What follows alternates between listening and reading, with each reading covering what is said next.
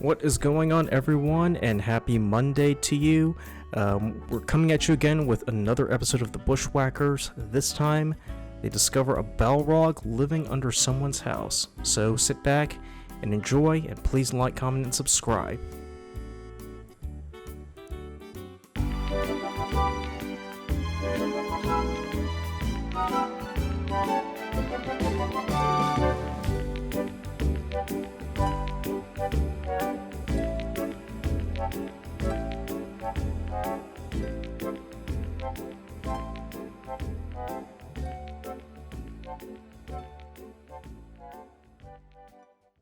Our story begins on a Monday afternoon, May of 2017. We see a normal neighborhood in the suburbs of Charlotte, North Carolina. Nothing out of the ordinary or bizarre. We then cut to the basement where we see a woman giving a tour. And it's the strangest things, fellas. This winter the entire house felt like the furnace was on overdrive, but when I came looking it was as quiet as a dormouse. Wouldn't you know? And there will be these strange rumbling noises that reverberate at odd hours of the night. It's like, oh my god, is it an earthquake? Is it the HVAC system acting up again? I swear the entire house shudders like nobody's business. We then see who she's talking to, the Bushwackers. Lee Suchek, Lucas Suwon, and JJ Armstrong look around as Mrs. Whitaker explains what's been going on. So, I was wondering if y'all could look into it and see what's causing all this. I heard Mrs. Tam say that the same thing happened at her house last Christmas. And would you know, she told me that when her house shuddered, there was this huge heat wave. Lee looks quizzically around, somewhat incredulous at the task he's been given. Huh. Odd. Now, it was late December when it dips into the 30s at night. It was actually a welcome. But now it's getting warm outside and more people are experiencing the same thing. I figured it's worthwhile to call in the experts. The Bushwackers nod and force rigid grins. Mrs. Whitaker stares at them for a second and then continues. Well, anyway, what do y'all think? Sounds like a faulty system in the house, Mrs. Whitaker. Well, that's fine and all, but how do you explain the same thing happening for all of the other houses on the street? Right. And it's not like the HVAC systems were all installed at the same time. You're absolutely right. Could be critters. You know they scurry into people's houses when it's cold outside. And cause the entire house to shudder like it was an earthquake. They clogged up the system, putting a lot of stress on it, and it was trying to compensate. They all stare at him incredulously. What? It could happen. Don't mind him, he just started training last week. We'll take a look at it, Mrs. Whitaker. Why, thanks. I'll leave you boys to it. Can I get y'all anything? Nope. We're good. Thank you, though. As she leaves, Lee looks around the basement. Well, gents, what do we think? Luke peers closely at the masonry before looking at the pipes. The others just watch apprehensively. He then turns around to address them in a somewhat dramatic fashion.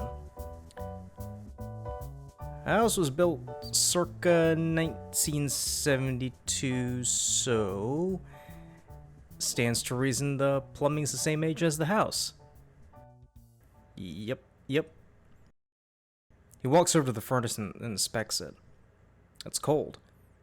Hasn't been in use since February, Suchek. Yeah, dude, I get it. But she said the neighbors experienced extreme heat and the house shaking like it was in SoCal.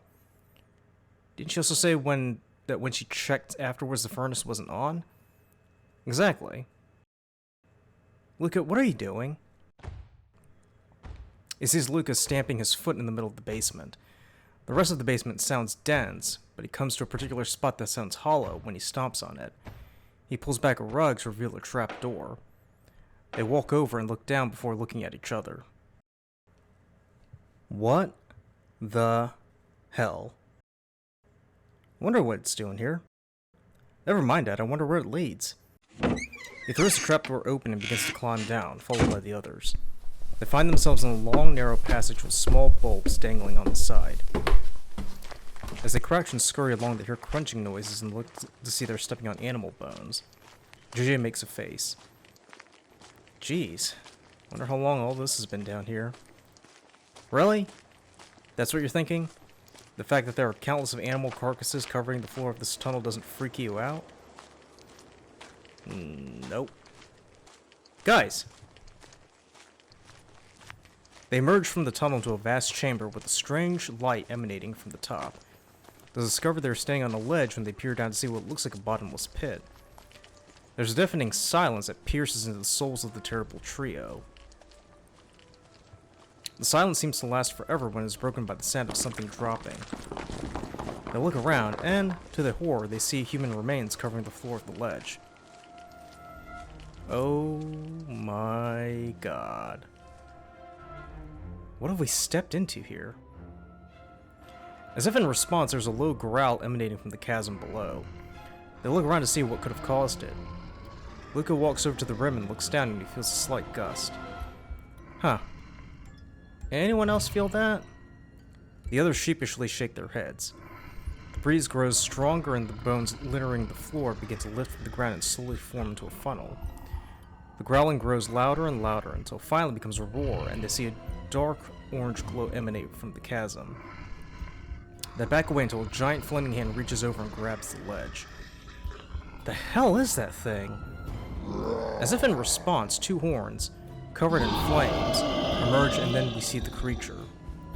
The Balrog. It rises to full height, but its waist is covered by the ledge. It towers for what seems like miles and sees the trio and roars again, shooting flames in all directions.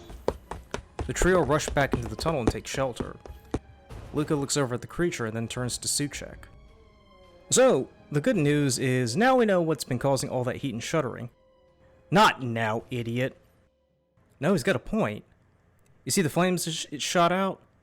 That's gotta be like over 2,000 BTUs, man. Guys, in case you haven't noticed, there's a fire demon that wants to munch us all for lunch. A Balrog. What? A Balrog. The thing back there is a Balrog. Seriously, Suchek, have you never read Tolkien? I've seen the movies. That's not what I was asking. I asked if you read the books. What effing difference does it make? It's a fire demon. Balrog. Whatever, let's get the hell out of Dodge. Now. As he turns to crawl away, he notices Luca and JJ not move. He sighs. Well, what is it now? Well, we were hired to do a job. Which is to find out what's causing all this shaking and burning and stuff. And we found it. Whoop-de-frickin-do. Can we go now? Well, Christ, what now? It would seem like a dick move if we just, ran without fixing the problem. That could affect our Google rating. What? So we go out there, fight the fire demon, Balrog, whatever. And then what? We get 5 stars on Google and then the Bushwackers are rolling in the dough? Pretty much. Ugh. How do we even fight that thing? Dunno. I'm gonna take a look.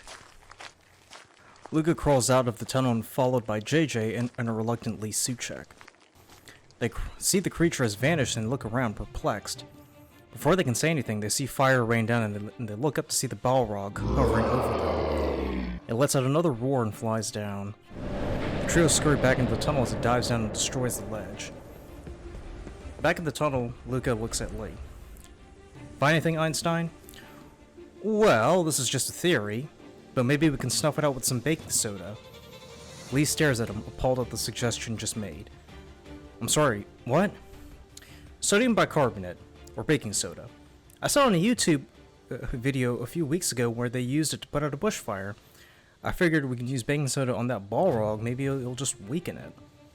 And then, what, we kill it? Oh, don't be so naive. It can't kill that thing, it's an elemental. It's been around for eons. If we can weaken it, then we can get some concrete and pour into the chasm and maybe it'll bring some peace to the neighborhood. Lee stares incredulously at Luca. So, be a good boy and go and ask Mrs. Whitaker for some baking soda. What? 1,800 kilos? Don't be fatuous, Suchak. A box will do just fine. Lee again stares at Luca before going off. It cuts to him in the kitchen where he talks to Mrs. Whitaker. Hi, so... can we borrow some baking soda? Sure, but why do you need baking soda? Well, my colleagues found the source of all this ruckus, and they reckon a box of baking soda will put this right. And I was like, okay then. And here I am. Mrs. Whitaker stares at him, but complies.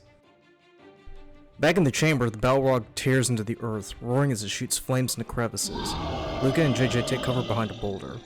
JJ looks over at the monster as it looks around for the two. So, how do you plan on getting baking soda onto that thing? I'm gonna mix it in some water, and then make it drink the concoction. How? Details, JJ, details.